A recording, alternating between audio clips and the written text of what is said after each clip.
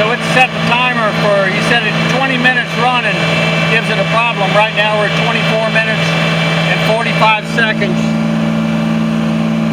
Temperature has been running at about 175 and it's been cycling. Get up to 175 and then the thermostat cycles and it'll drop down.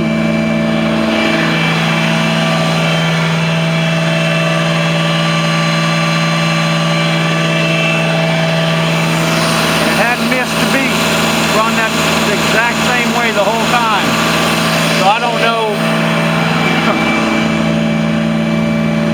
It hadn't sputtered for us. So it's probably time to take it to the lake and see if changing the impeller so it didn't overheat. We couldn't run it before without it overheating. With the new impeller, it's been running right at that temperature the whole time.